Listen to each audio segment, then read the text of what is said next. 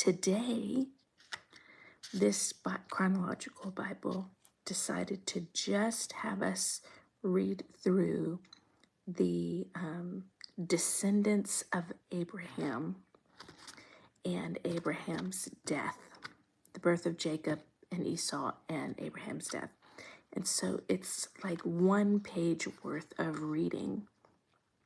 So I would say whoever's hearing this and thinks, oh, I want to catch up and have listened to all 9 of the ones so that I'm caught up with everybody, today is a good day because this reading is going to take me about 5 minutes tops, and then we can pray. So I would suggest, if you have time, go back and listen to 1, 2, 3, or yesterday's, which was really long, because today's short and sweet. Let's get to it.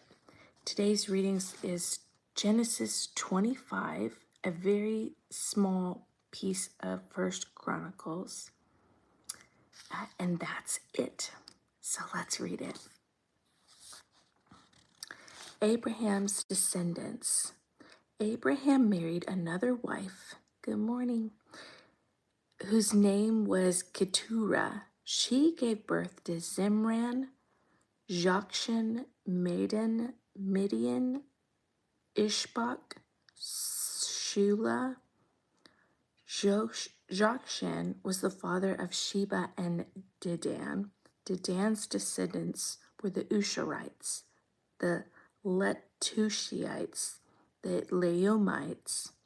Midian's sons were Ephah, Epher, Honak, Abida, Elda. These were all descendants of Abraham from Keturah. The sons of Keturah, Abraham's concubine, were Zimran, Jokshan, Midian, Ishbak, and Shua. The sons of Jokshan were Sheba and Dedan. The sons of Midian were Ephah, Epher, Honak, Abida, Elda. All these were descendants of Abraham from his concubine Keturah. Abraham gave everything he owned to his son Isaac. Good morning. But before he died, he gave gifts to his sons and concubines and sent them off to a land in the east away from Isaac. That's interesting. He wanted to separate his descendants from Isaac and his family and his concubines. He did that with Hagar. He sent her away too. This is the account of the family of Ishmael, the son of Abraham through Hagar, Sarah's Egyptian servant. Here is a list by their names and their clans and Ishmael's descendants. The oldest was Nebaioth, followed by Kedar, Adbeel. Oh, excuse me, I'm sorry.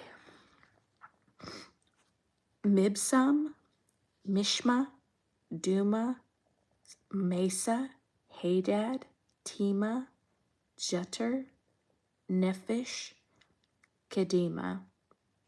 This is fun, saying all these names. These 12 sons of Ishmael became the founders of the 12 tribes named after them, listed according to places where they settled and camped. We are in Genesis 25. Ishmael lived 137 years. Then he breathed his last and joined his ancestors in death. Ishmael's descendants occupied the region of Havilah to Shur, which is east of Egypt in the direction of Ashur. They lived there in open hostility towards all their relatives, which the prophecy said they would.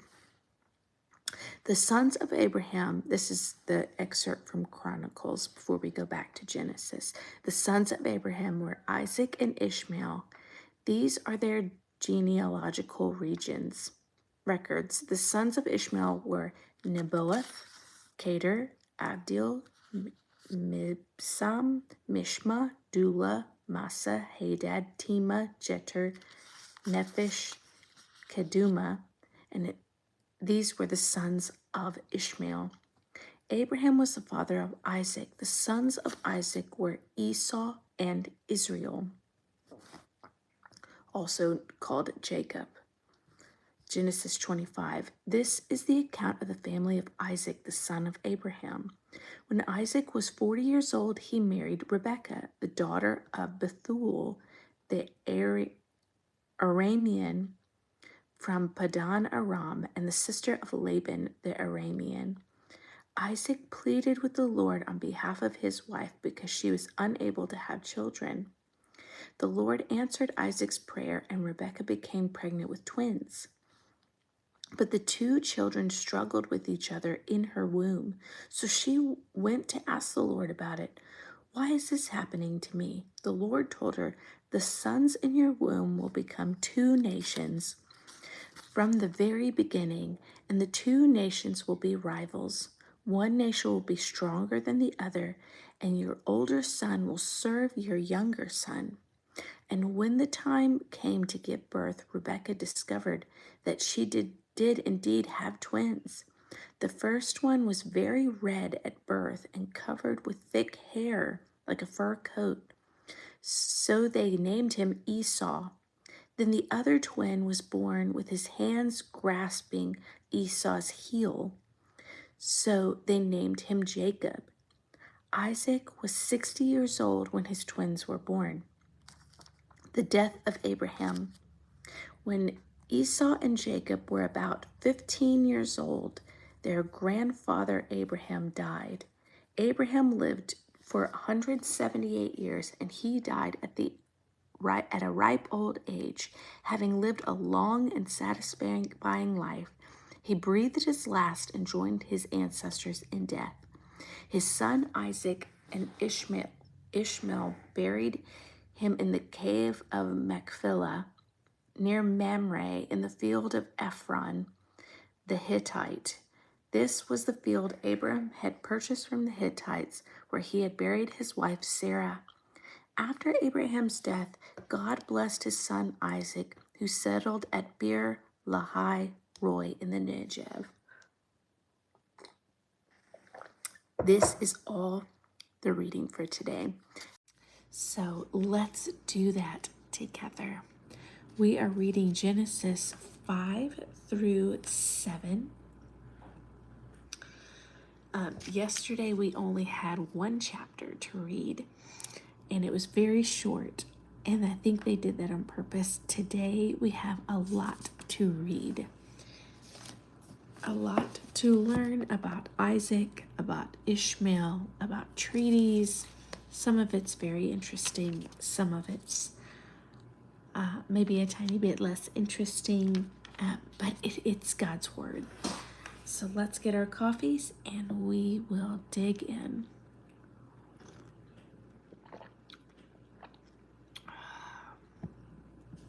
One more sip.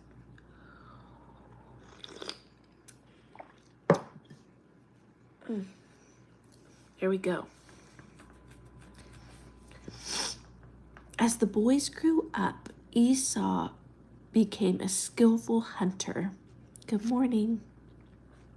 He was an outdoorsman, but Jacob had a quiet temperament, preferring to stay at home.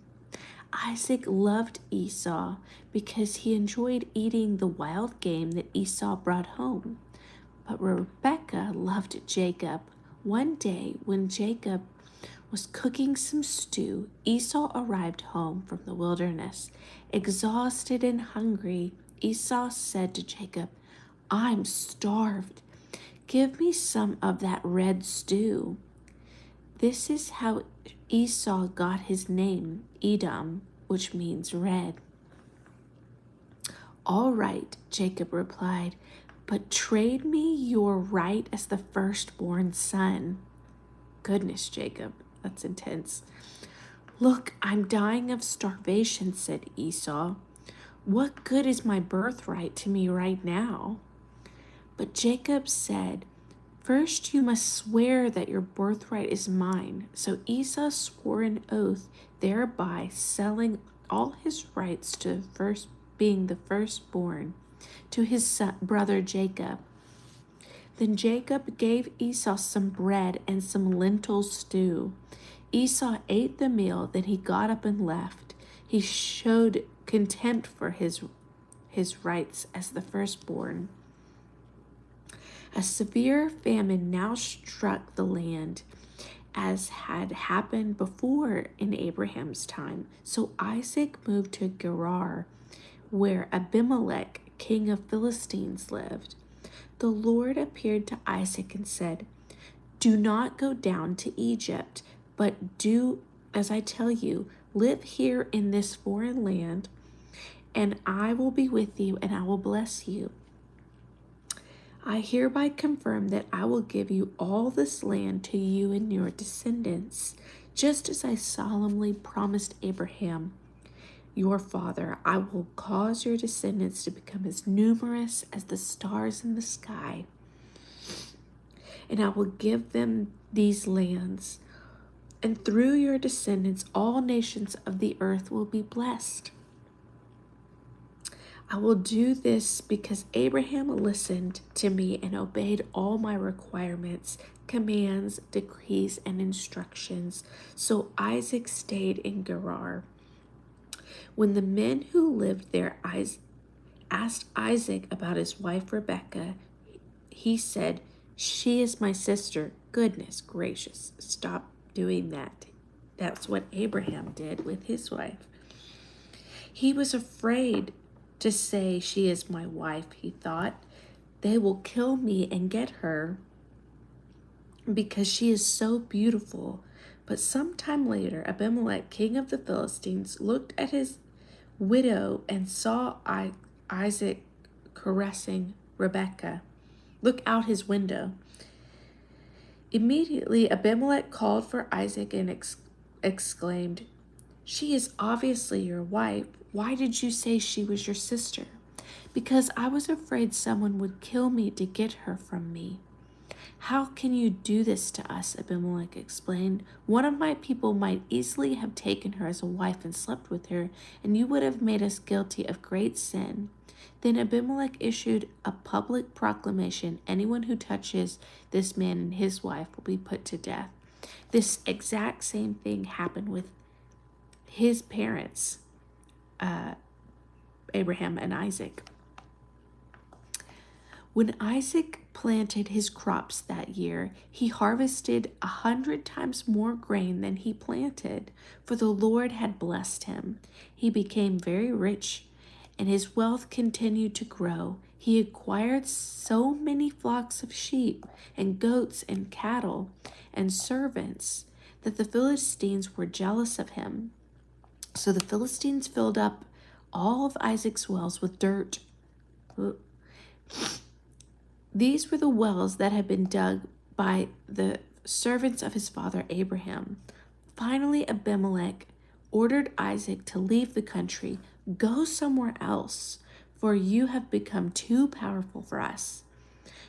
Finally, Abimelech ordered Isaac to leave the country. So Isaac moved away to Gerar Valley, where he set up their tents and settled down. He reopened the wells his father had dug, which the Philistines had filled after Abraham's death. Isaac also restored the names Abraham had given them.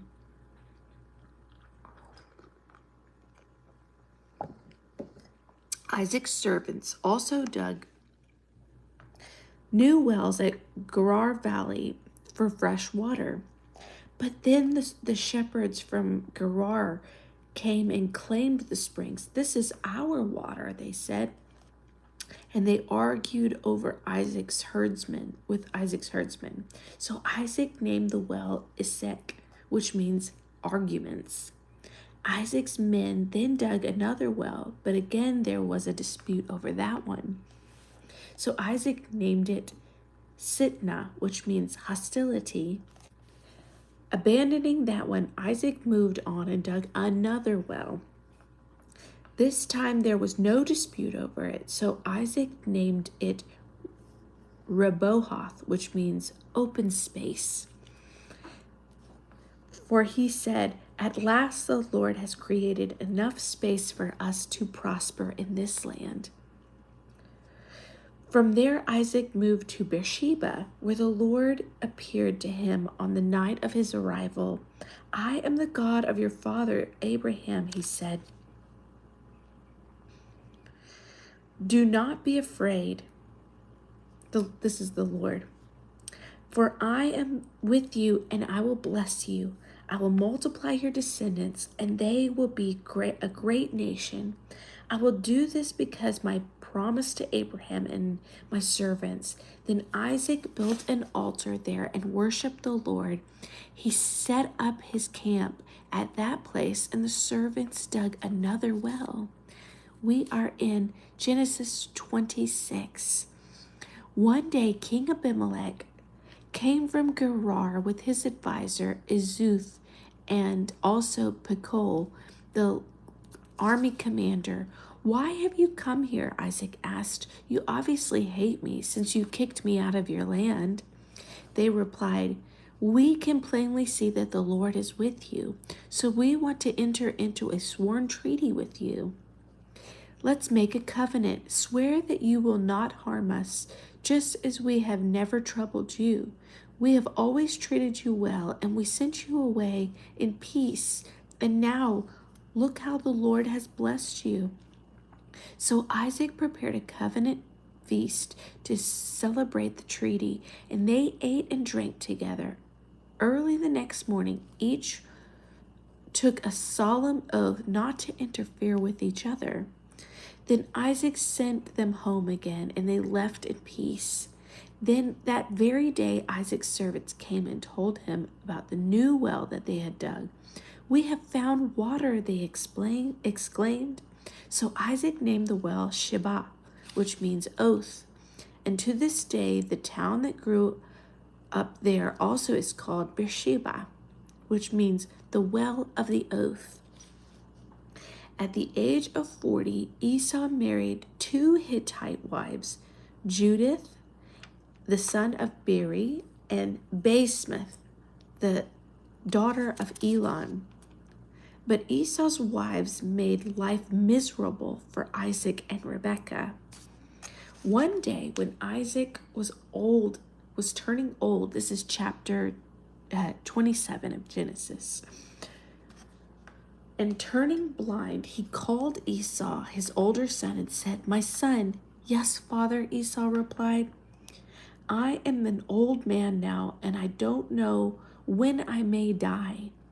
Take your bow and quiver full of arrows and go out into the open country to hunt some wild game for me.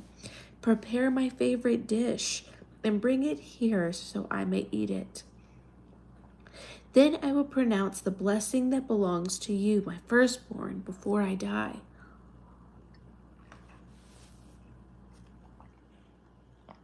But Rebekah overheard what Isaac had said to Esau. So when Esau left to hunt for the wild game, she said to her son Jacob, "Bring me some wild game and prepare me a delicious meal. Then I will bless you in the Lord's presence before I die. Now, my son, listen to me. Do exactly what I tell you." She's telling Jacob how to get the blessing instead of Esau. "Go out to the flocks and bring me 2 young goats. I'll use them to prepare your father's favorite dish. Then take the food to your father so that he can eat it and bless you before he dies." "But look," Jacob replied to Esau, "my brother Esau is a hairy man, and my skin is smooth. So if my father touches me, he'll see that I'm tricking him, and then he'll curse me instead of bless me." But his mother replied, "Then let the curse fall on me, my son. Just do what I tell you. Go out and get the goats for me." But his mother replied, so Jacob went out and got the young goats for his mother. Rebekah took them and prepared a delicious meal, just the way Isaac liked it. Then she took Esau's favorite clothes, which were there in the house, and gave them to her younger son Jacob. We are in chapter 27 of Genesis. So Jacob took the food to his father. "My father," he said. "Yes, my son. Who are you, Esau or Jacob?" Jacob replied, "It's Esau, your firstborn." Straight up lied to him. "I've done as you have told me. Here is the wild game. Now sit and eat it so that you can give me your blessing." Isaac asked, "How did you find it so quickly, my son? The Lord your God put it in my path," Jacob said. Then Isaac said to Jacob, "Come closer that I can touch you and make sure you really are Esau." So Jacob went closer to his father, and Isaac touched him. "The voice is Jacob's, but the hands are Esau's." But he did not recognize Jacob because Jacob's hands felt hairy like Esau's. So Isaac prepared to bless Jacob. "But are you really my son Esau?" "Yes, I am," he lied again.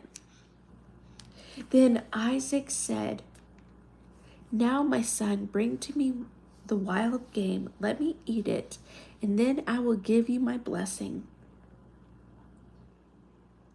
So Jacob took the food to his father, and Isaac ate it. He also drank the wine that Jacob served him. We are in chapter 27 of Genesis. So Jacob went over to kiss him, and when Isaac caught the smell of his clothes, he was finally convinced, and he blessed his son. He said, "Ah, the smell of my son is like the smell of the outdoors, which the Lord has blessed. From the dew of heaven and the riches of earth, may God also give you abundant harvests of grain and bountiful new wine. May many nations become your servants, and may they bow down to you. May you be the master over your brothers, and may your mother's sons bow down to you. All who curse you will be cursed, and all who bless you will be blessed." This is chapter 27 of Genesis. As soon as Isaac had finished blessing Jacob, and almost before Jacob had left his father, Esau returned from his hunt. Esau prepared a delicious meal and brought it to his father. Then he said, "Sit up, my father, and eat my wild game so that you can bless me." But Isaac asked him, "Who are you?" Esau replied, "I'm your son, your firstborn son Esau." Isaac began to tremble uncontrollably and then said, "Then who just served me wild game? I have already eaten it, and I blessed him just before you came. And yes, that blessing must stand." When Esau heard his father's words, he let out a loud, bitter cry. "Oh, my father, what about me? Bless me too," he begged. But Isaac said, "Your brother was here, and he tricked me. He has taken away your blessing." Esau exclaimed, "No wonder his name is Jacob, for now he has cheated me twice. First he took my rights as the firstborn, and now he has stolen my blessing. Oh, haven't you saved even one blessing for me, father?" Isaac said to Esau, "I have made Jacob your servant and have declared that all his brothers be his servant. I have guaranteed him an abundance of grain and wine. And what is left for me to give you, my son?" Esau pleaded, "But do you have only at least one blessing?" "Oh, my father, bless me too." Then Esau broke down and he wept. Finally, his father Isaac said to him, "You will live away from the riches of the earth and away from the dew of the heaven. You will live by your sword and you will serve your brothers. But when you decide to break free, you will shake his yoke from your neck." It's an interesting blessing. This is the last paragraph that we're going to read for today. 27:41 through 28:5. From that time on, Esau hated Jacob because their father had given Jacob the blessing. And Esau began to scheme. I will soon be mourning my father's death, then I will kill my brother Jacob. But Rebekah heard Esau's plan, so she sent for Jacob and told him, Listen, Esau is consoling himself by plotting to kill you. So listen carefully, my son. Get ready and to flee to my brother Laban in Haran. Stay there with him until your brother cools off. When he calms down and forgets what you have done to him, I will send for you to come back. Why should I lose both of you in one day?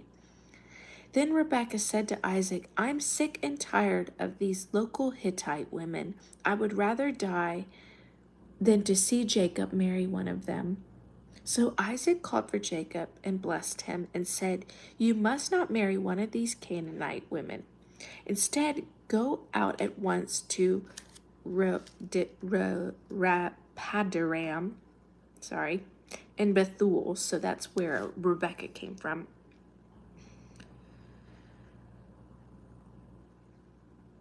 May God Almighty bless you and give you many children, and may your descendants multiply and become many nations.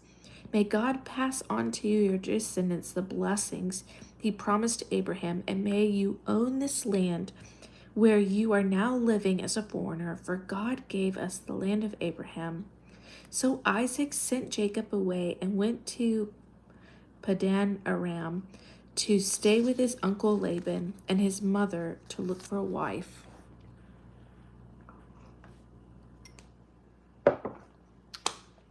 Well,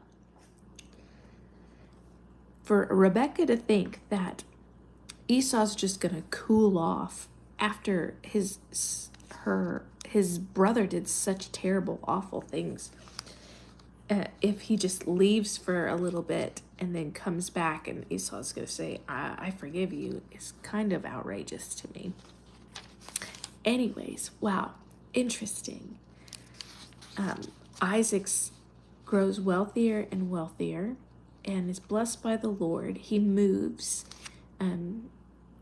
further away from the territory of Abimelech. And then the story of Esau and Jacob and the stealing of his birthright is what we read today. So Esau marries Ishmael's daughter. So Ishmael is, I guess, technically his great uncle. Great uncle.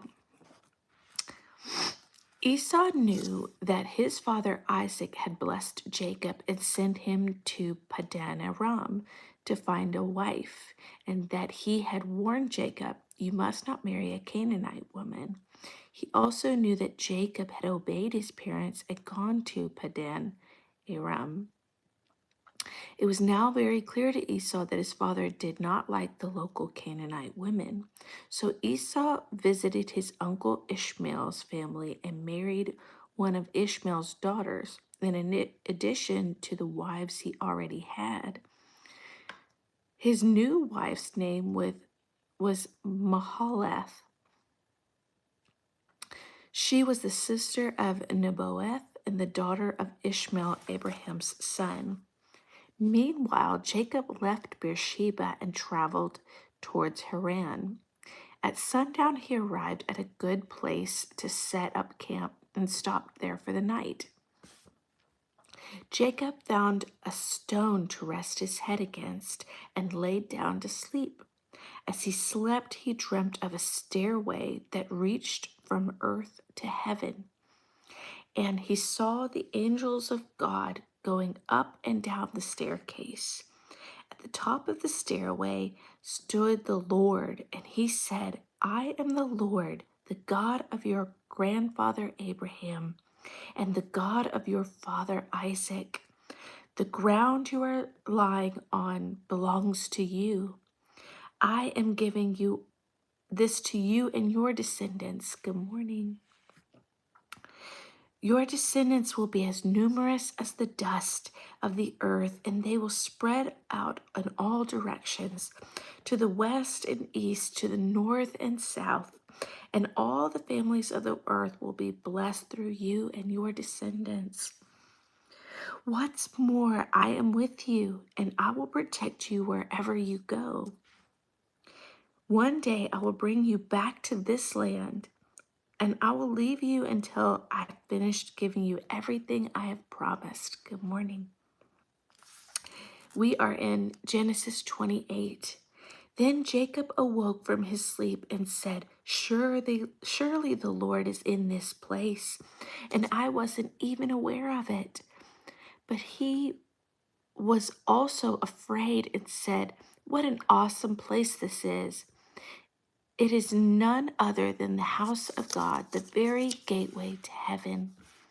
The next morning, Jacob got up very early. He took the stone he had rested his head against, and he set the stone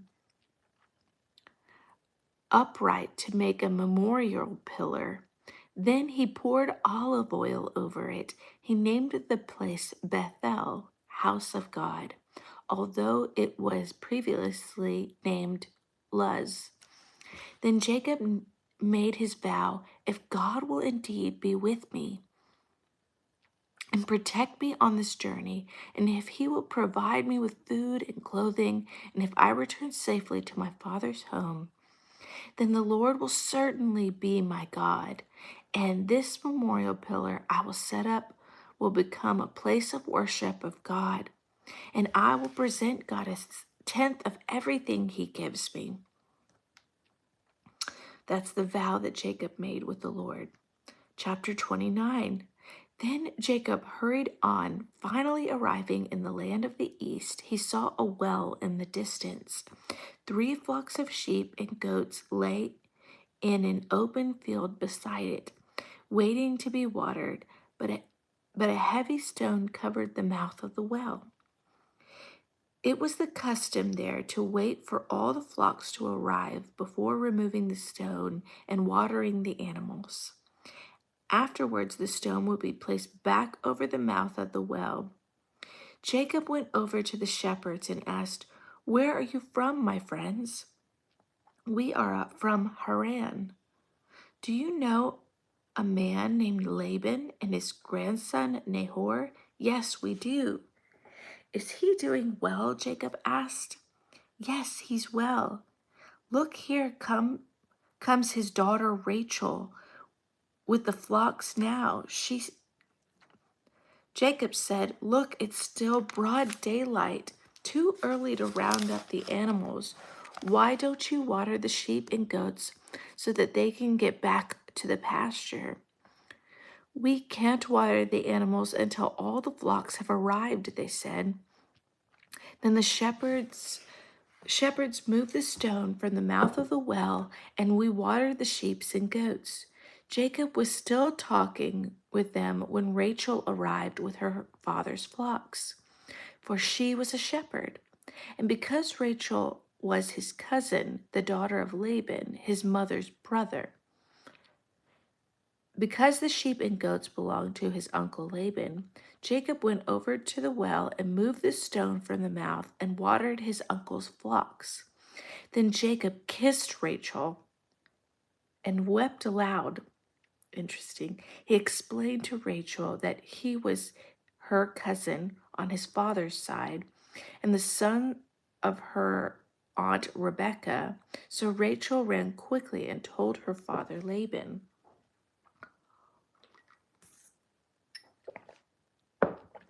As soon as Laban heard that his nephew Jacob had arrived, he ran to meet them. He embraced and kissed him and brought him home. Then Jacob was told the story. Laban explained, you really are my own flesh and blood.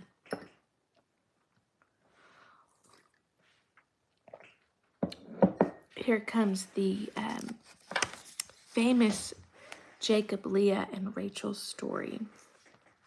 After Jacob had stayed with Laban for about a month, Laban said to him, "You shouldn't work with me without pay just because we are related.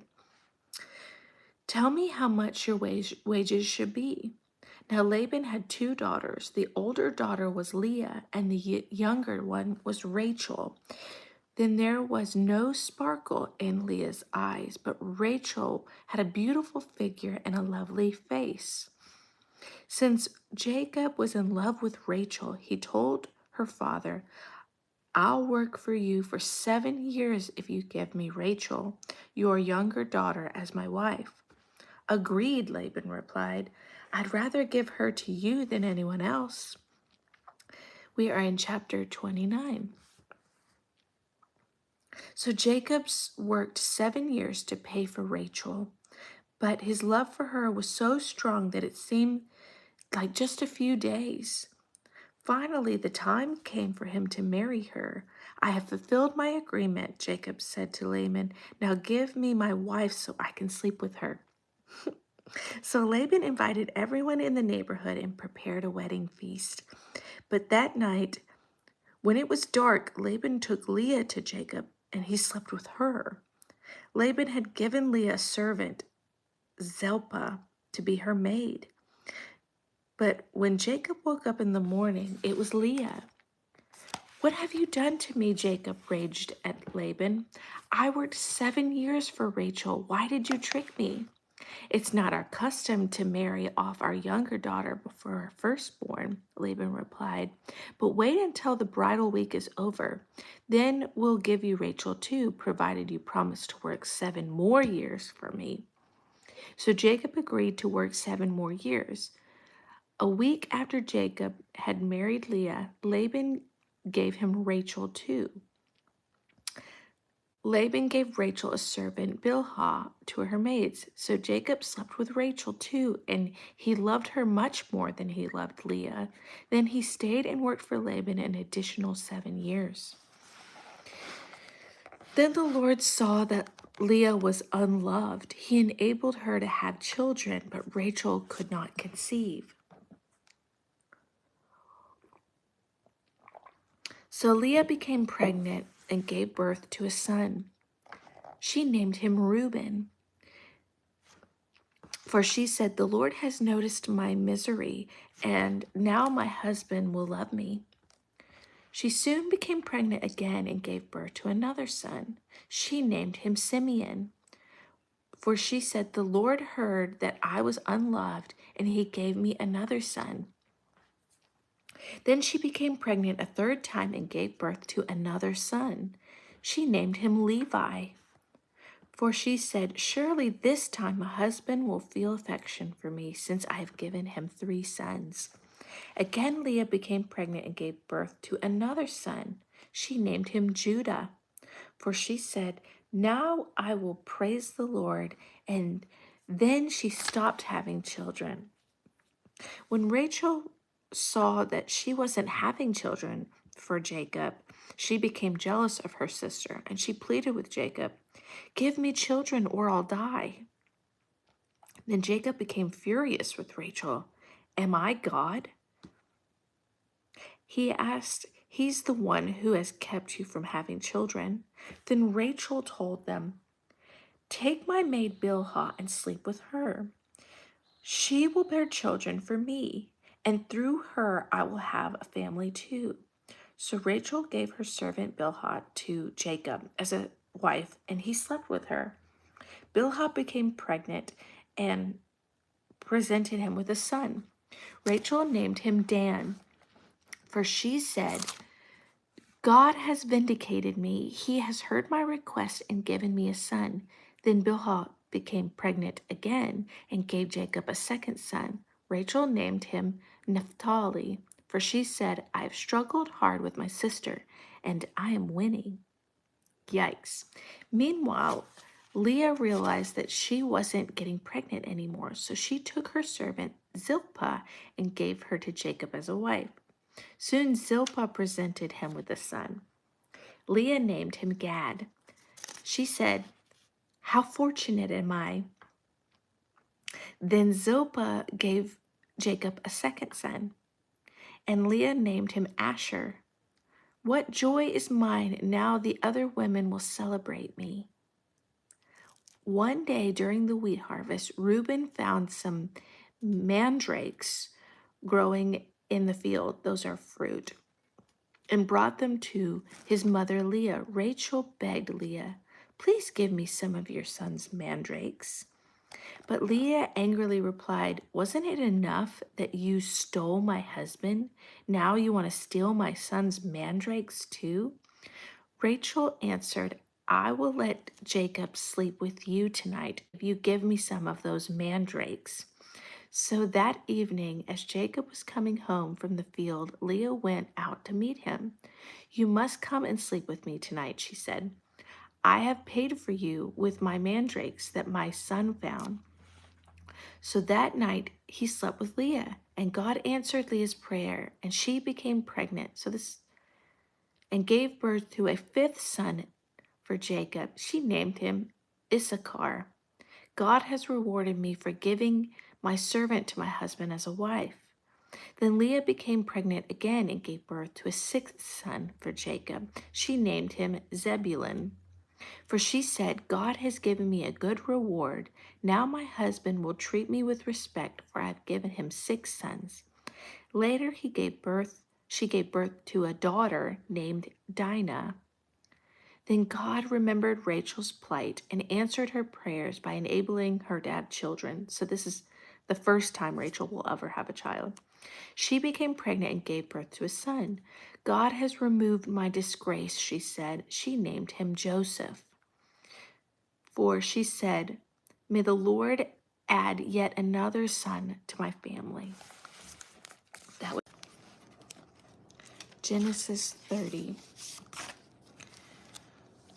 Soon after Rachel had given birth to Joseph, Jacob said to Laban, "Please release me so I can go home to my own country. Let me take my wives and children, for I have earned them by serving you, and let me be on my own. You certainly know how hard I worked for you." "Please listen to me," Laban replied. "I have become wealthy, for the Lord has blessed me." Good morning. We're in chapter 30 of Genesis. "Because of you, tell me how much I owe you. Whatever it is, I will pay you." Jacob replied, "You know how hard I've worked for you and how your flocks and herds have grown under my care. You had little indeed before I came, but your wealth has increased enormously. The Lord has blessed you through everything I've done, but now what about me? When can I start providing for my own family?" "What wages do you want?" Laban asked. Jacob replied, "Don't give me anything. Just do this one thing. I'll continue to tend and watch over your flocks. Let me inspect your flocks today and remove all the sheep and goats that are speckled or spotted, along with all the black sheep. Give these to me as my wages. In the future, when you check on the animals and you have given me as my wage, and you see that I have been honest, if you find in my flocks any goats without speckles or spots, or any sheep that are not black, you will know that I have stolen them from you." "All right," Laban replied. I will do as you say." But that very day Laban went out and removed the male goats that were streaked and spotted, all the female goats that were speckled and spotted and had white patches, and all of the black sheep. He placed them in the care of his own sons, who took them on a 3-day journey away from Jacob. Meanwhile, Jacob stayed and cared for the rest of Laban's flock. We are in chapter 30 of Genesis. Then Jacob took some fresh branches from the poplar, almond, and plane trees and peeled off the strips of bark, making white streaks on them. Then he placed these peeled branches in the water trough where the flocks came to drink, for this was where they mated. And when they mated in front of the white streaked branches, they gave birth to young that were streaked and speckled and spotted. Jacob separated those lambs from Laban's flock, and at mating time he turned the flock to face Laban's animals that were streaked and black. Then this is how he built his own flock instead of increasing Laban's. So Jacob was strategic in order to make sure that he had more animals at the end of it all than Laban, because he understood their mating and genetics. Whenever the strong females were ready to mate, Jacob would place the peeled branches in the water trough in front of them, and then they would mate in front of the branches. But he didn't do this for the weaker ones, so that the weaker lambs belonged to Laban, and the stronger ones belonged to Jacob. As a result, Jacob became very wealthy with large flocks of sheep, goats, servants, camels, and donkeys. Chapter 31. But Jacob soon learned that Laban's sons were grumbling about him. Jacob has robbed our father of everything, they said. He has gained all his wealth at our father's expense. And Jacob began to notice a change in Laban's attitude towards him. Then the Lord said to Jacob, "Return to the land of your fathers and grandfathers and to your relatives there, and I will be with you." So Jacob called Rachel and Leah out to the field where he was watching the flock. He said to them, "I have noticed that your father's attitudes towards me is changing, but the God of my fathers has been with me. You know how hard I worked for your father, but he has cheated me, changing my wages 10 times. But God has not allowed him to do me any harm. For if he said, 'The speckled animals will be your wages,' the whole flock began to produce speckled young.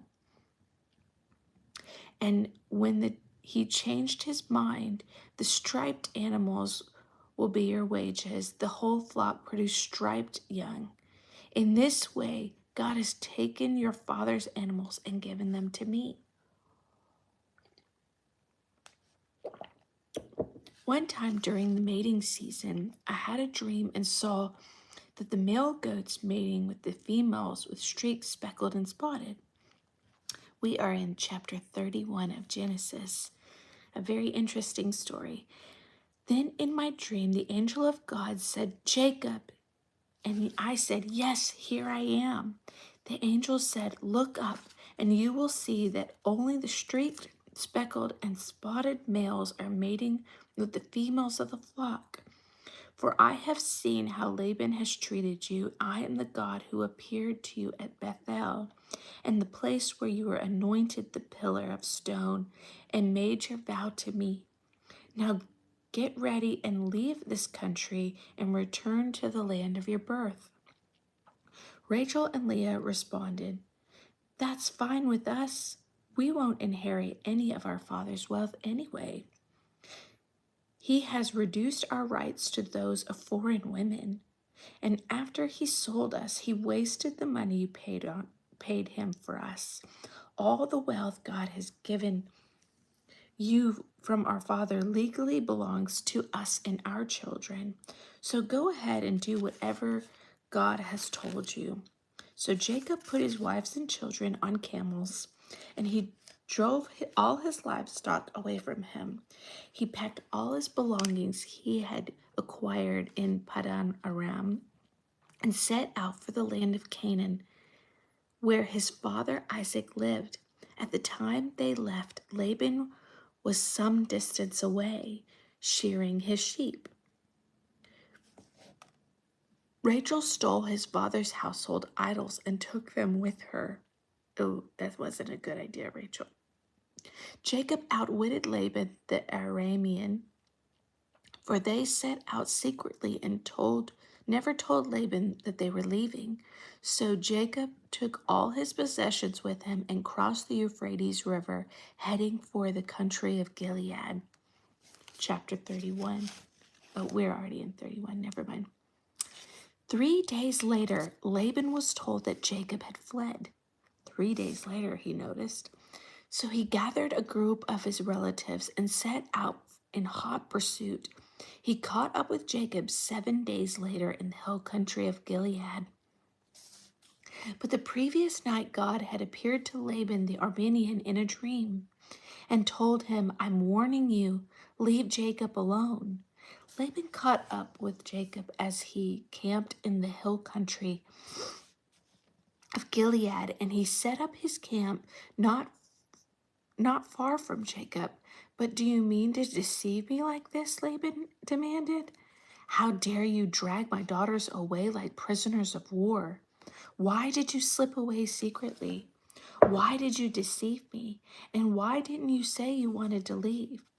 I would have given you a farewell feast with singing and music, accompanied by tambourines and harps. Why didn't you let me kiss my daughters and grandchildren and tell them goodbye? You have acted foolishly. I could destroy you, but the God of our fathers appeared to me last night and said, 'Leave Jacob alone.' I can't understand your feeling that you must go and your intense longing for your father's home. But why have you stolen my gods?"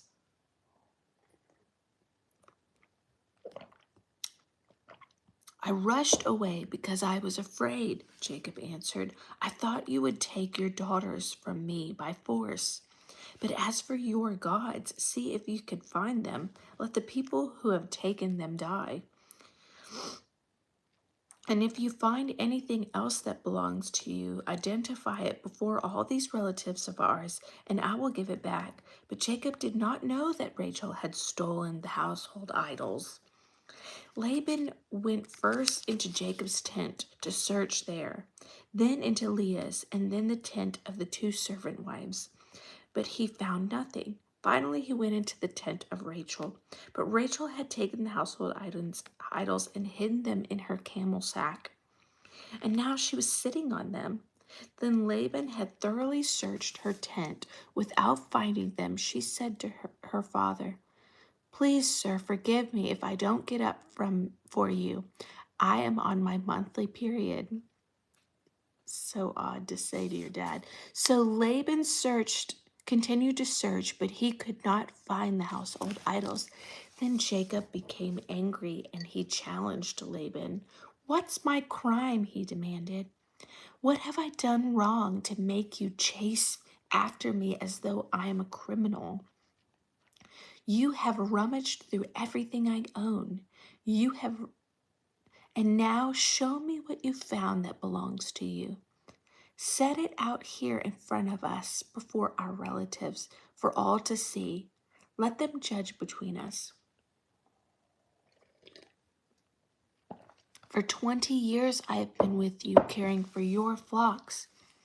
In all of this time, your sheep and goats never miscarried. In all of those years, I never used a single ram of yours for food.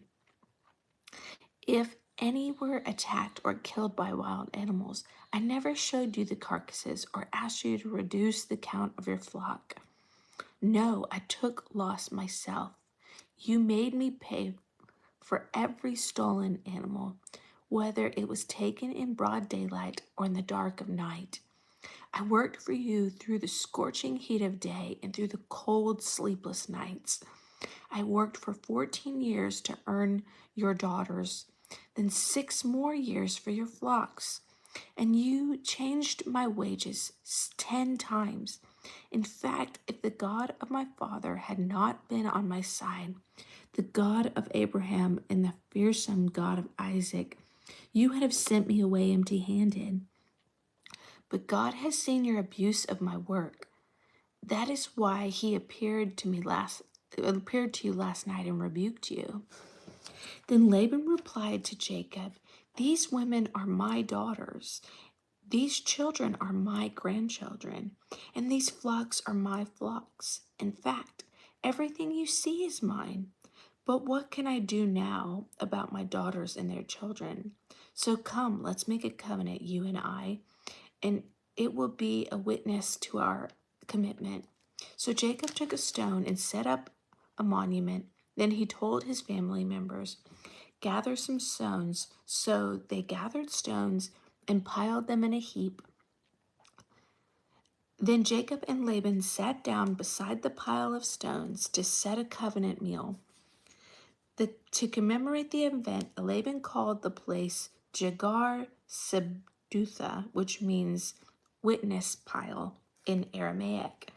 And Jacob called it Galid, which means witness pile in Hebrew. Then Laban declared, this pile of stones will stand as a witness to remind us of the covenant we have made today. This explains why it was called Gilead, witness pile, but it was also called Mizpah, watchtower. For Laban said, may the Lord keep watch between us to make sure that we keep this covenant. We are out of each other's sight. If you mistreat my daughters or if you marry other wives, God will see it even if no one else does. He is a witness to this covenant between us. See this pile of stones, Laban continued. See this monument I have set between us. This stands between us as a witness of our vows. I will never pass this pile of stones to harm you, and you must never pass these stones or monument to harm me. I call on the God of our ancestors, the God of your grandfather Abraham, and the God of my grandfather Nahor, to serve as a judge between us. So Jacob took an oath before the fearsome God of his father Isaac to respect the boundary line. Then Jacob offered a sacrifice to God there on the mountain, invited everyone to the covenant feast. After they had eaten, they spent the night on the mountain. Laban got up early the next morning, and he kissed his grandchildren and his daughters, and he blessed them. Then he left and returned home. Wow. So, chapter 32. As Jacob started on his way again, angels of God came to meet him. When Jacob saw them, he exclaimed, this is God's camp. So he named it Bahaniam. Then Jacob sent messengers ahead to his brother Esau, who was living in the region of Seir near Edom. He told him, give this message to my master Esau. Humble greetings from your servant Jacob. Until now I have been living with our uncle Laban. Good morning. We're in chapter 32.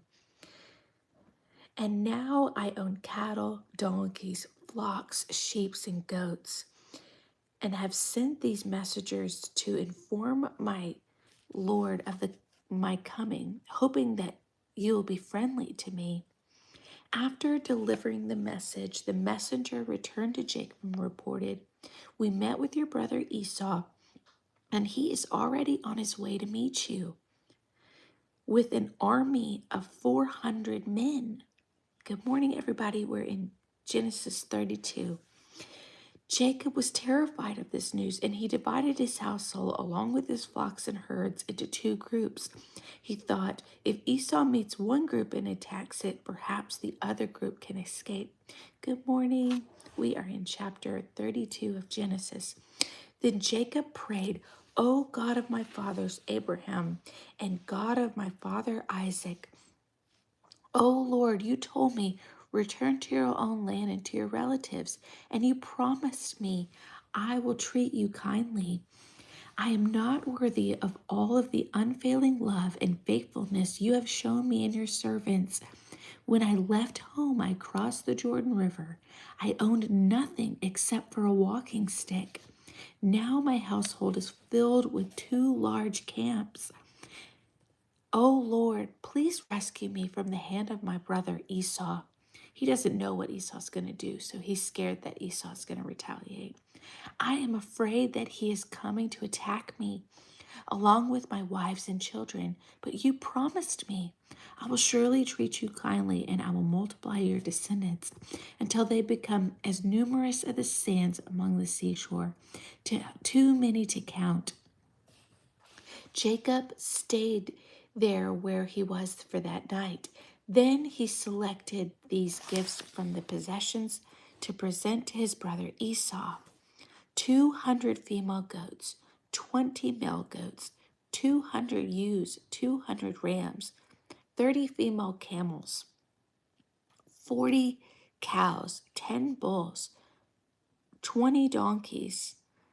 He divided the animals into herds and assigned each of them different servants. Then he told the servants, "Go ahead of me with the animals, but keep some distance between the herds."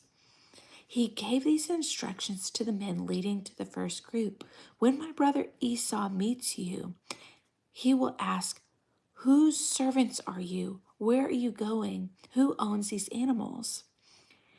You will reply, 'They belong to your servant Jacob, but they are a gift from to his master Esau. Look, he is coming right behind us.'" Jacob gave the instructions to the second and third herdsmen and to all who followed behind. "You must say the same thing to Esau when you meet him, and be sure to say, 'Look, your servant Jacob is right behind us.'" Jacob thought, "I will try to appease him by sending gifts ahead of me. When I see him in person, perhaps he will be friendly to me." So the gifts were sent ahead, while Jacob himself spent the night in the camp. During the night, Jacob got up and took his 2 wives and his servants and his 11 sons and crossed the Jacob River with them. After taking them to the other side, he sent over all his possessions. We are in chapter 32 of Genesis. This left Jacob all alone in the camp, and a man came and wrestled with him until the dawn began to break. When the man saw he would not win the match, he touched Jacob's hip and wrenched it out of its socket. Then the man said, "Let me go, for the dawn is breaking." But Jacob said, "I will not let you go until you bless me." People think this was an angel.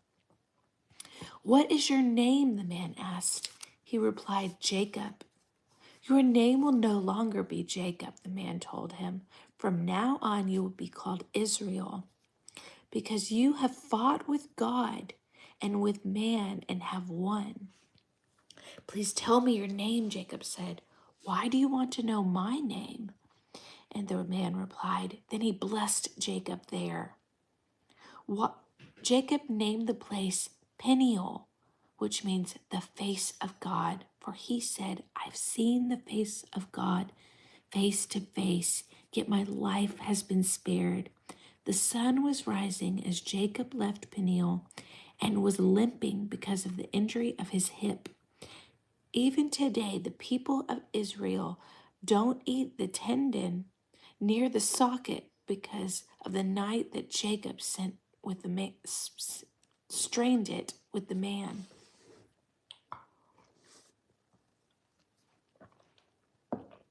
Then Jacob looked up and saw Esau coming with 400 men. So he divided the children among Leah, Rachel, and his 2 servant wives. He put the servant wives and their children in the front, and Leah and her children next, and Rachel and Joseph last. Then Jacob went on ahead. As he approached his brothers, he bowed to the ground 7 times and embraced him, throwing his arms around his neck and kissing him. And they both wept. He thought that it was going to be awful when he saw his brother, and his brother hugged him and started crying, which I think is really beautiful. "These are the children God has graciously given me, your servant," Jacob replied. Then the servant wives came forward with their children and bowed before him. Next came Leah, who bowed before him. Finally, Joseph and Rachel came forward to bow before him. And what were all the flocks and herds I met too?" said Esau. Jacob replied, "They are gifts, my lord, to ensure our friendship." "My brother, I have plenty," Esau said.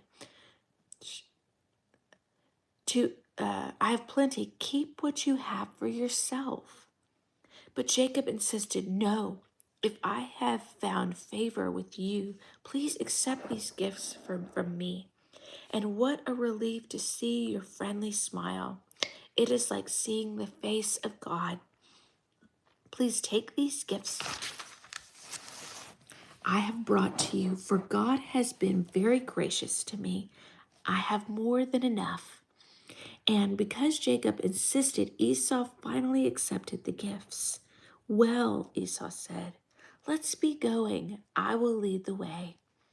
But Jacob replied, "You can see, my lord, that some of the children are very young, and the flocks and herds and young are young too. If they are driven too hard, even for one day, all the animals might die. Please, my lord, go ahead of your servants, and I will follow slowly at a pace that is comfortable for the livestock and for the children. I'll meet you at Seir." "All right," Esau said, "but at least let me assign some of my men to guide and protect you." Jacob responded, "That's not necessary.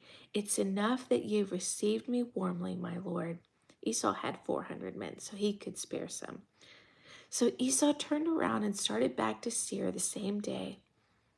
Jacob, on the other hand, traveled to Succoth. There he built himself a house and made shelter with his livestock. That is why the place is called Succoth, shelters. Later, having traveled all the way to Padam Aram, Jacob arrived safely at the town of Shechem in the land of Canaan. There he set up 2 camps outside the town. Jacob bought the plot of land where he camped with his family in Hamor, the father of Shechem, for 100 pieces of silver. And there he built the altar named El Eloh Israel. I'm going to pour myself a little bit more coffee.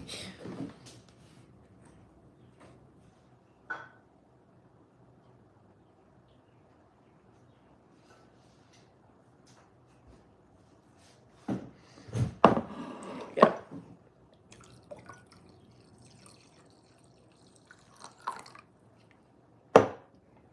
Can't have too much coffee.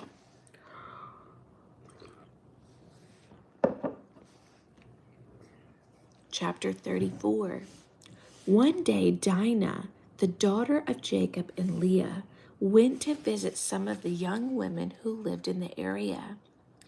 But when the local prince Shechem, son of Habor the Hivite, saw Dinah, he seized her and he raped her.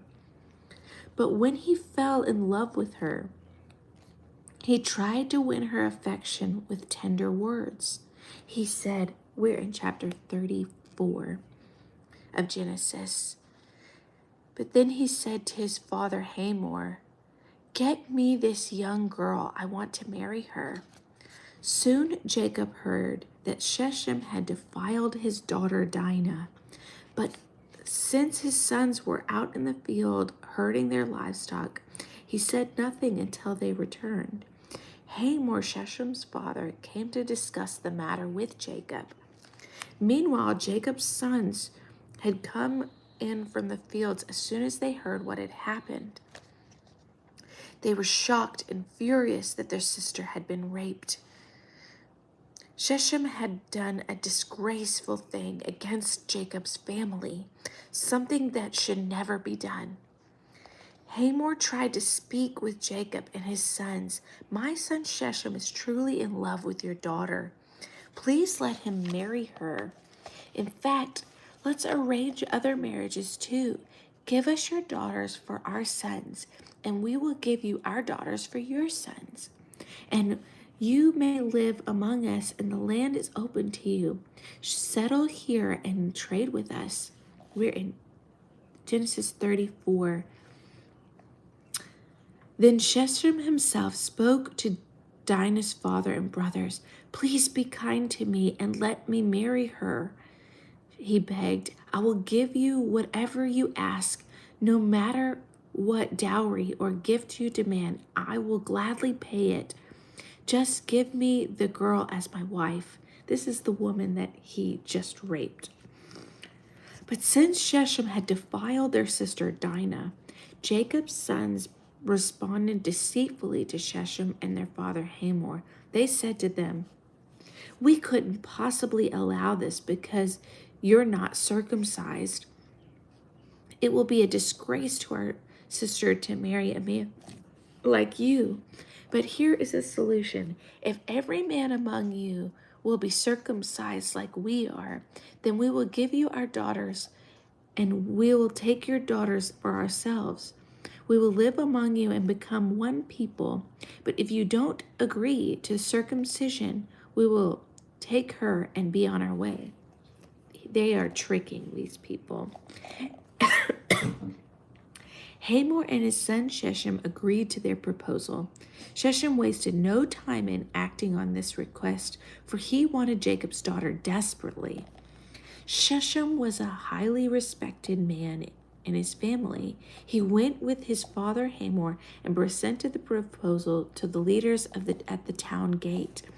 These men are our friends, they said. Let's invite them to live here among us and trade freely. Look, the land is large enough to hold them.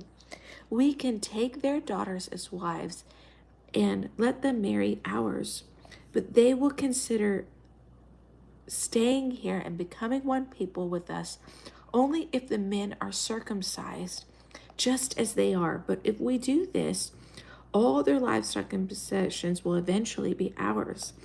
Come, let's agree to the terms.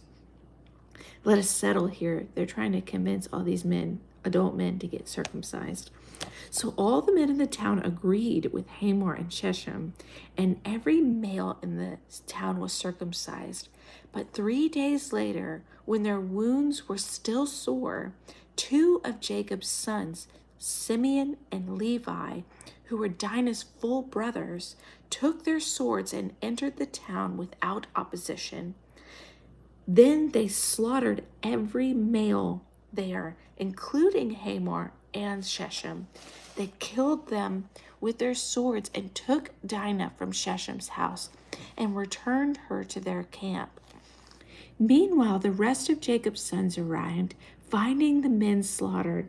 They plundered the town without their sister, where their sister had been defiled. They seized all the flocks and herds and donkeys everywhere, everything that they could lay their hands on, both inside the town and outside in the fields. They looted all their wealth and plundered their houses. They also took all the little children and wives and led them away as captives. Yikes, this is getting worse and worse. After Jacob said to Simeon and Levi, you have ruined me. You've made me a stink among the people of this land, among all the Canaanites and Perizzites. We are so few that they will join forces and crush us now. I will be ruined and my entire household will be wiped out because of you. But why should we let them treat our sister like a prostitute? They retorted angrily. Chapter 35. Then God said to Jacob, get ready and move to Bethel and settle there. Build an altar there to the God who appeared to you when you fled from your brother Esau. So Jacob told everyone in his household, get rid of all your pagan idols, purify yourselves, and put on clean clothes.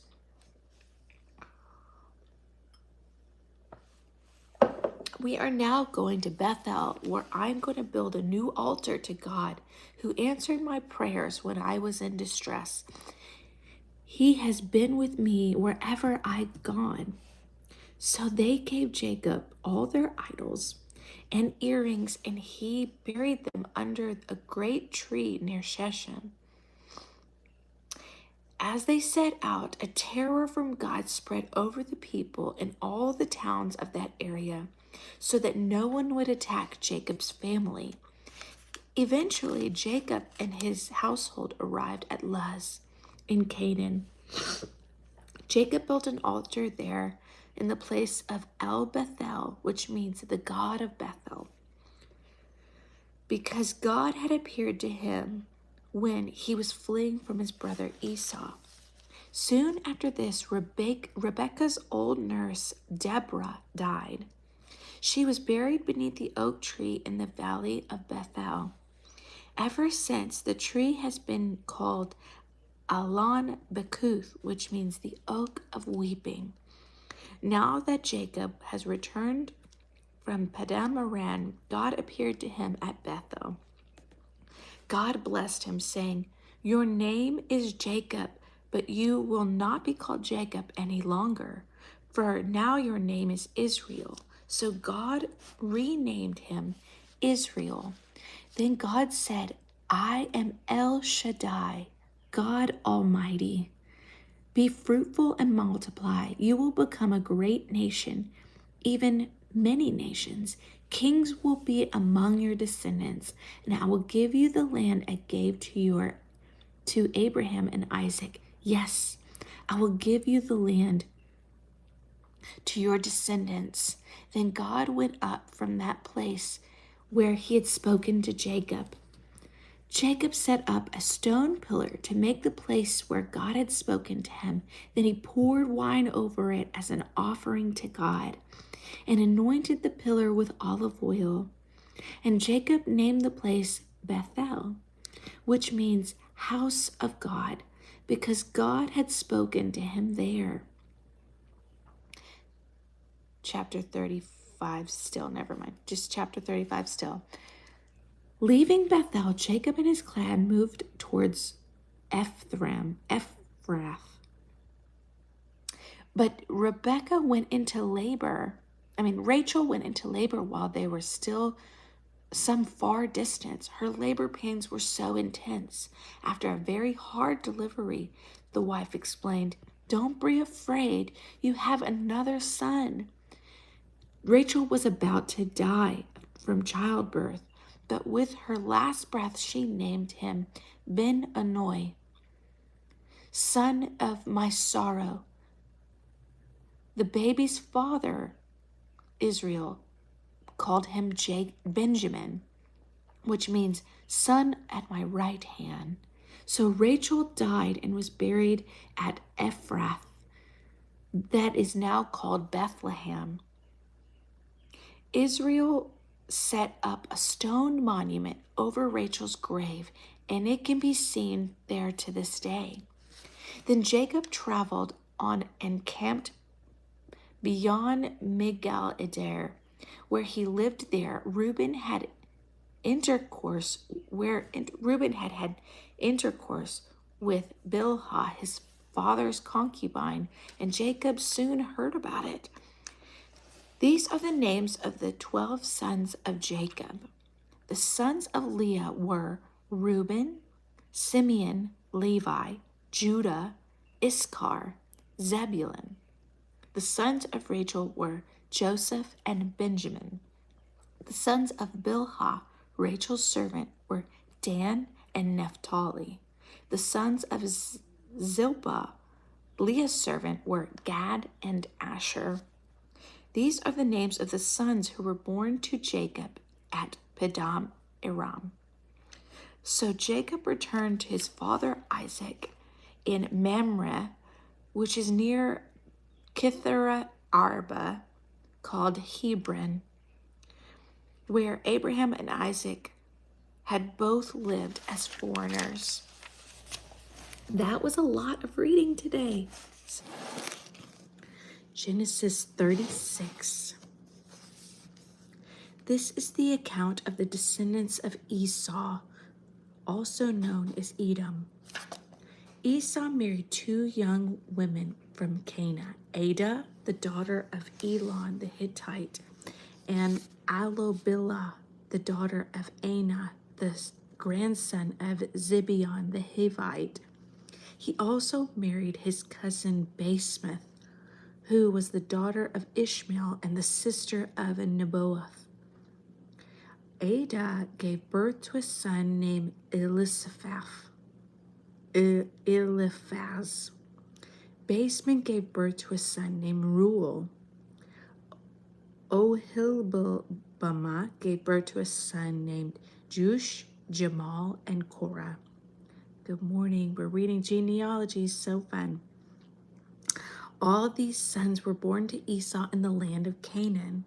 Esau took his wives and his children and his entire household, along with his livestock and cattle and all his wealth that he had acquired in the land of Canaan, and moved away from his brother Jacob. There was not enough land to support them both, because all the livestock and possessions he had acquired. Good morning. We're reading Genesis 36, and it is a long genealogy, but we're getting through it. This is the account of Esau's descendants, the Edomites, who lived on the hill country of Seir.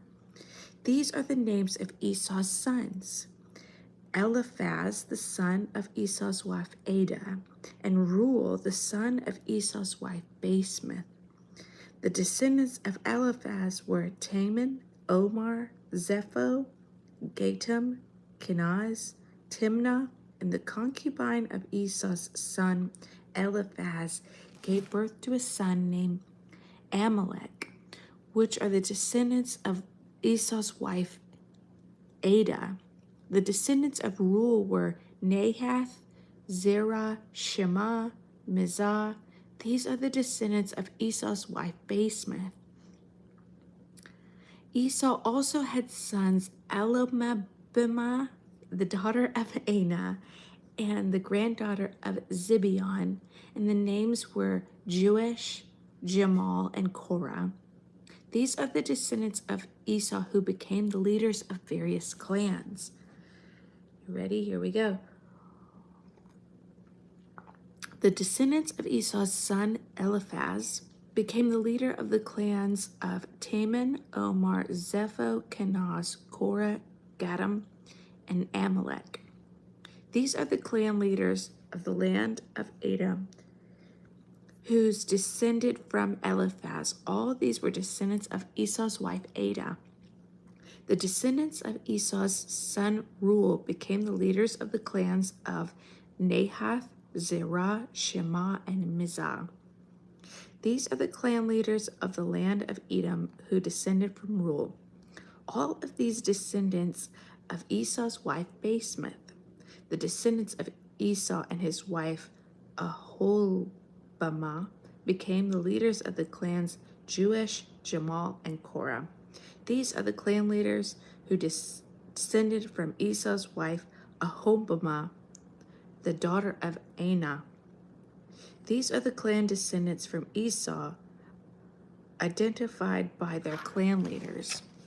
The sons of Esau were Eliphaz, Reuel, Jeshaph, Jamal, and Korah. These are the names of the tribes that descended from Seir the Horite. They lived in the land of Edom: Lotan, Shabal, Zibeon, Neha, Dishoph, Ezer, Dishon. These were the Horite clan leaders and the descendants of Seir, who lived in the land of Edom. Ooh, we're halfway there.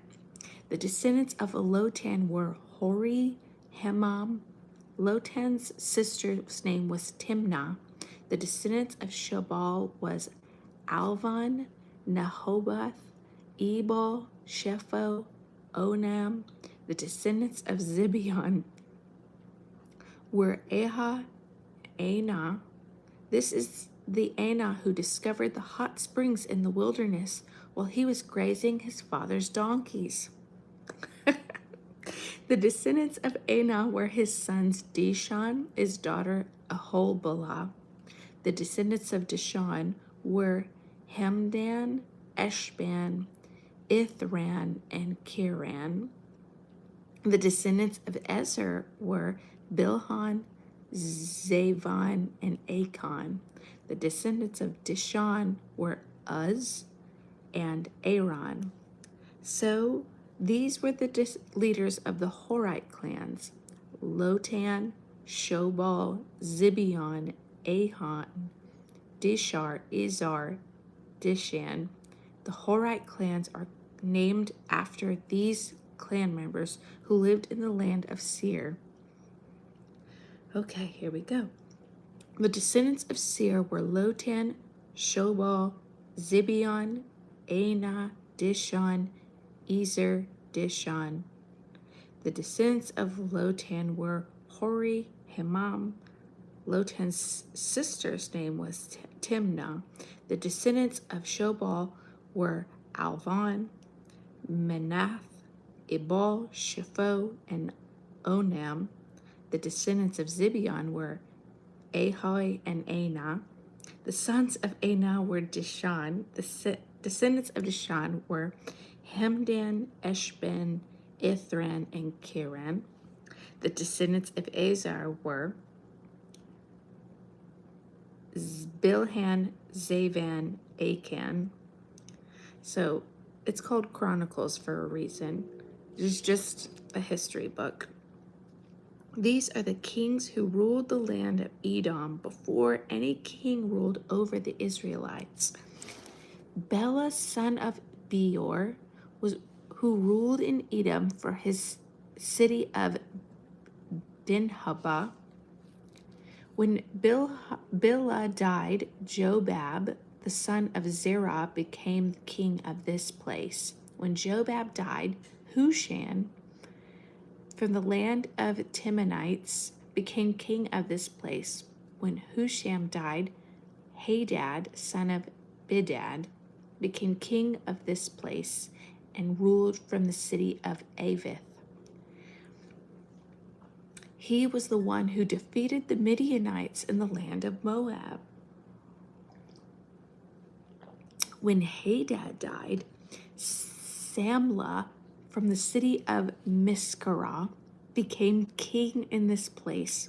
When Samnah died, Shul from the city of Hoboth on the river became king of this place. When Shul died, Baal-Hanan, son of Akbor, became king of his place. Then Baal-Hanan, son of Akbor, died. Hadad became king in his place and ruled in the city of Po. His wife was Mehetabel, the daughter of Matred and granddaughter of Mezahab. Almost done. These are the names of the leaders of the clans descended from Esau who lived in the place named after them: Timnah, Alva, Jetheth, Ohilibah, Elah, Pinon, Kenaz, Timon, Zibzar, Gabdiel, and Iram. These are the leaders of the clans of Edom, listed according to their settlements in the land they occupied, and they all descended from Esau, the ancestor of the Edomites. These are the kings who ruled in the land of Edom before any king ruled over Israel. Bela, son of Beor. When Bela died, Jobab, son of Zear, and Bozrah became king. When Jobab died, Hushath, from the land of the Temanites, became king in this place. When Hushath died, Hadad became the son of Bedad, became king in this place, and ruled from the city of Avith. He was the one who destroyed the Midianite kings in the land of Moab. When Hadad died, Samlah from the city of Mesca became king of this place. The clan leaders of the Edoms were Timnah, Alva, Japheth, Ahobolah, Pinon, Kenaz, Timnon, Zebar, Magdiel, and Aram. Okay, and then we're going to read one more, but these are the ones to remember. These are all the sons of Esau, who was not God's chosen child to carry on the lineage of King David and of Jesus. But they existed, so it's important to know. The descendants of Israel, Jacob, whose name was changed to Israel, were Reuben, Simeon, Levi, Judah, Issachar, Zebulun, Dan, Joseph, Benjamin, Naphtali, Gad, and Asher. And that is the end. Let's do this. Genesis 37. So Jacob settled again in the land of Canaan, where his fathers had lived as a foreigner. This is the account of Jacob and his family. When Joseph was 17 years old, he often tended his father's flocks. He worked with his half-brother, the son of his father's wife Bilhah and Zilpah. But Joseph reported to his father some of the bad things his brothers were doing. So he was snitching on his brothers. Jacob loved Joseph more than any of his other children because Joseph was born in his old age by Rachel. So one day Jacob had a special gift for his son Joseph, a beautiful robe. But his brothers hated Joseph because their father loved him more than the rest of them. They couldn't say a kind word to him. One night Joseph had a dream, and when he told his brothers about it, they hated him more than ever. Listen to this dream, he said. You were out in the field tying up bundles of grain. Suddenly, my bundle stood up and your bundles gathered around it and bowed low before mine. His brothers reported, so you think that you will be our king, do you? Do you actually think that you will reign over us? And they hated him even more because his dream and the way he was talking to them. How old did we say that Joseph was? He was 17, so and the youngest, so it probably had a factor in it. Soon Joseph had another dream, and again he told his brothers about it. Listen, I have had another dream, he said. The sun, moon, and 11 stars bowed before me.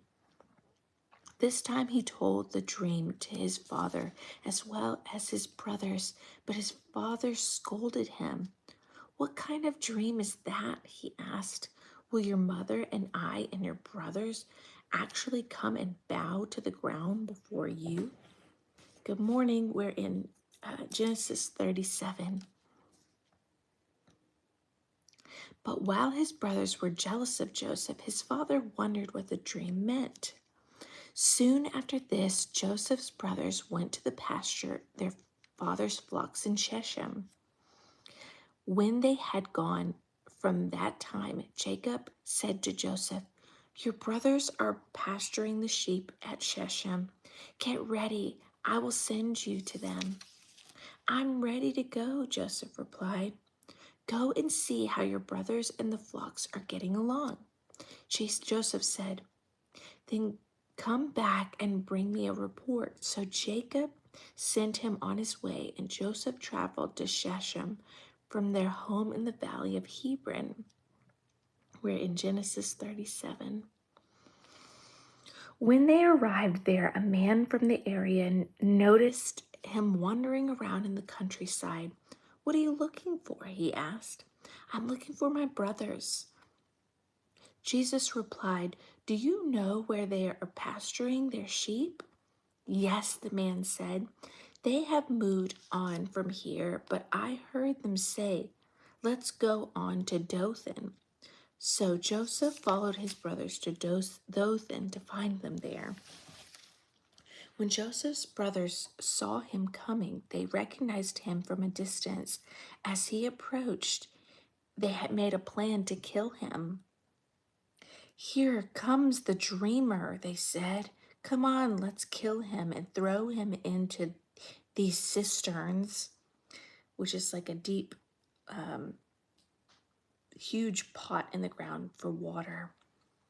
"We will tell our father a wild animal has eaten him. Then we will see what becomes of his dreams." But then Reuben heard of their schemes and he came to Joseph's rescue. "Let's not kill him," he said. "Why should we shed any blood? Let's throw him in the empty cistern here in the wilderness. Then he'll die without us laying a hand on him." Reuben was secretly planning to rescue Joseph and return him to his father. So there's maybe one brother that's sort of kind. So when Joseph arrived, his brothers ripped off his beautiful robe he was wearing. Then they grabbed him and threw him into the cistern. When the cistern was empty, there was no water in it. Then just as they were sitting down to eat, they looked up and saw a caravan of camels in the distance coming towards them. It was a group of Ishmaelites, traders taking a load of gum, balm, and aromatic resin to from Gilead down to Egypt. Judah said to his brothers, "What will we gain from killing our brother? We'd have to cover up the crime. Instead of hurting him, let's sell him to the Ishmaelite traders. After all, he is our brother, our own flesh and blood." And his brothers agreed. So when the Ishmaelites, who were Midianite traders, came by, Joseph's brother pulled him out of the cistern and sold him for 20 pieces of silver, and the traders took him to Egypt. Sometime later, Reuben returned to get his brother out of the cistern. When he discovered that Joseph was missing, he tore his clothes in grief. Then he went back to his brothers and lamented, "The boy is gone. What will we do now?" Then the brothers killed a young goat and dipped Joseph's robe in the blood. And they sent the beautiful robe to their father with the message, "Look at what we found. Does this robe belong to your son?" Which they knew they're lying. Their father recognized it immediately. "Yes," he said, "it is my son's robe. A wild animal must have eaten him." Joseph has clearly been torn to pieces. Then Jacob tore his clothes and dressed himself in burlap. He mourned deeply for his son for a long time. His family all tried to comfort him, but he refused to be comforted. "I will go to my grave mourning for my son," he would say, and then he would weep. Meanwhile, the Midianite traders arrived in Egypt, where they sold Joseph to Potiphar, an officer of Pharaoh, the king of Egypt. Potiphar was captain of the palace guard. About this time, Judah left home and moved to Adullam, where he stayed with a man named Hira. There he saw a Canaanite woman, the daughter of Shua, so he married her. He's not supposed to marry Canaanite women. Then he slept with her, and she became pregnant and gave birth to a boy named Then she became pregnant again and gave birth to a son named Onan. And when she gave birth to a third son, she named him Shelah. At this time of Shelah's birth, they were living in Kezib, In the course of time, Judah arranged his firstborn son to marry a young woman named Tamar, who is going to be part of a story eventually. But was a wicked man in the Lord's eyes, so the Lord took his life. Then Judah said, brother Onan, go and marry Tamar, as our law requires of a brother of the man who has died. You must produce an heir for your brother. But Onan was not willing to have children who would not be his own heir. So when he had intercourse with his brother's wife Tamar, he spilled the semen on the ground. This prevented her from having children who would belong to his brother. But the Lord considered it evil for Onan to deny a child for his brother. So the Lord took Onan's life too.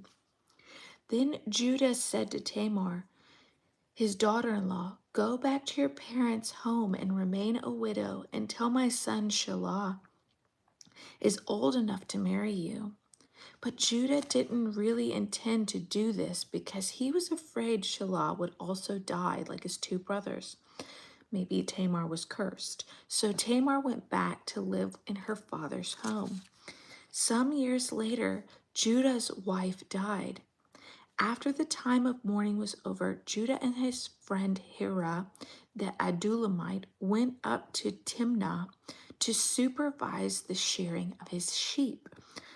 Someone told Tamar, look, your father-in-law is coming to Timnah to shear his sheep. Tamar was aware that Shelah had grown up, but no arrangements had been made for her to come and marry him. So she changed out of her widow clothes and covered herself with a veil to disguise herself. Then she sat beside the road at the entrance of the village of Emain, at the road of Timnah. Judah noticed her and thought she was a prostitute, since she had covered her face. So he stopped and positioned her. Let me have sex with you, he said, not realizing that she was his own daughter-in-law. How much will you pay to have sex with me? Said Tamar. I'll send you a young goat from my flock. But what will you give me to guarantee that you will send me this goat? What kind of guarantee do you want? Leave me your identification seal and its cords and the walking stick you are carrying. So Judah gave them all to her. Then he had intercourse with her, and she became pregnant. Afterwards, she went back home, took off her veil, and put on her widow clothes as usual. We are in Genesis 38, the story of Tamar.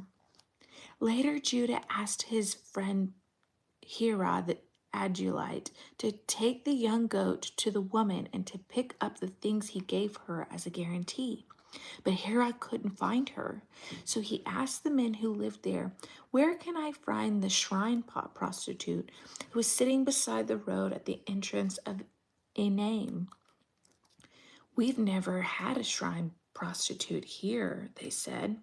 So Hira returned to Judah and told him, I couldn't find her anywhere, and the men of the village claimed that they've never had a shrine prostitute here. Then let her keep the things I gave her, Judah said. I sent the young goats as we agreed, but you couldn't find her. We'd be a laughingstock of the village if we went back again to look for her. After 3 months later, Judah was told, Tamar, your daughter-in-law, has acted like a prostitute, and now because of this, she's pregnant. Bring her out and let us burn her, said Judah. But as they were taking her out to kill her, she sent a message to her father-in-law. The man who owns these things made me pregnant. Look closely. Those seals and cords and walking sticks, whose are these? Judah recognized them immediately and said, she is more righteous than I am, because I didn't arrange for her to marry my son Shelah. And Judah never slept with Tamar again. Good. Then the time came for Tamar to give birth, and it was discovered that she was carrying twins. While she was in labor, one of the babies reached out his hand. The midwife grabbed it and tied a scarlet string around its wrist. This one came out first. Then they pulled back his hand, and his brother came out. What? The midwife explained. How did you break out first? So his name was Perez. Then the baby with the scarlet string on his wrist was born, and his name was Zerah. Here's a quick Chronicles.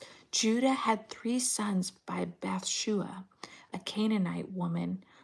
Their names were Onan, and Shelah. But the Lord saw that the oldest son, was a wicked man, so he killed him. Later, Judah had twin sons from Tamar, his widow daughter-in-law. Their names were Perez and Zerah. So Judah had 5 sons in all.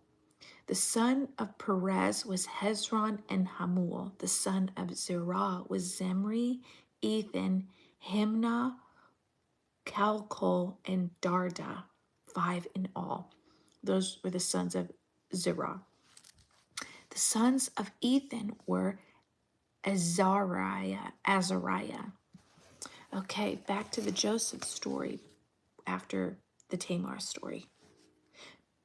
When Joseph was taken to Egypt by the Ishmaelite traders, he was purchased by Potiphar, an Egyptian officer. Potiphar was captain of the guard of Pharaoh, the king of Egypt. The Lord was with Joseph, so he succeeded in everything he did. As he served in the home of the Egyptian master, Potiphar noticed that and realized that the Lord was with Joseph, giving him success in everything he did. We're in Genesis 39. This pleased Potiphar, so he soon made Joseph his personal attendant. But he put him in charge of the entire household and everything he owned. From the day Joseph was put in charge of his master's household and property, the Lord began to bless Potiphar's household for Joseph's sake. All his household affairs ran smoothly, and his crops and livestock flourished. So Potiphar gave Joseph complete administrative responsibilities over all that he owned. With Joseph there, he didn't worry about anything except for what kind of food he wanted to eat. Joseph was a very handsome and well-built young man, and Potiphar's wife soon began to look at him lustfully. "Come and sleep with me," she demanded. But Joseph refused. "Look," he told her, "my master trusts me with everything in his entire household. No one here has more authority than I do. He has held back nothing from me except for you, because you are his wife. How could I do such a wicked thing? It would be a great sin against my God." She kept putting pressure on Joseph day after day, but he refused to sleep with her, and he kept out of her way as much as he possibly could. One day, however, no one else was around when he went in to do his work. She came and grabbed his cloak and demanding, "Come on, sleep with me." Joseph tore himself away, but he left his cloak in her hand and he ran out of the house. When she saw that she was holding his cloak and he had fled, she called out to her servants. Soon all the men came running. "Look," she said, "my husband has brought this Hebrew slave here to make a fool of us. He came into my room and raped me." But I screamed. Then he heard me scream. He ran out and got away and left his cloak behind him. All lies. She kept the cloak with her until her husband came home. Then she told him her story. "That Hebrew slave you've brought into our home tried to come in and fool around with me," she said, but when I screamed, he ran out, leaving his cloak with me. A big old lie. Potiphar was furious when he heard this, his wife's story about how Joseph had treated her. So he took Joseph and threw him into prison, where the king's prisoners were held, and there he remained. But the Lord was with Joseph in prison and showed him his faithful love, and the Lord made Joseph a favorite of the prison ward. Before long, the ward put Joseph in charge of all the prisoners. Over everything that had happened in the prison, the warden had no more worries because Joseph took care of everything. The Lord was with him because everything he did succeeded. That's it. So today we read about Joseph starts having these dreams as a teenager. He's the favorite. He kind of tattles a little bit on his brothers. They don't like him, and they sell him into slavery, and they tell his dad that he was killed by an animal. Then Judah, which is one of Israel's sons, at the same time this is happening, marries and has kids, but then he sleeps with his daughter-in-law who tricked him. And then she has two sons, Perez and Zerah. Then we go back to Joseph's story. He's a slave in Egypt, and Potiphar's wife wants him to sleep with her, and he says no. And then he gets put in prison, but then even the prison ward likes him. So those are all the things we read today, which is a lot.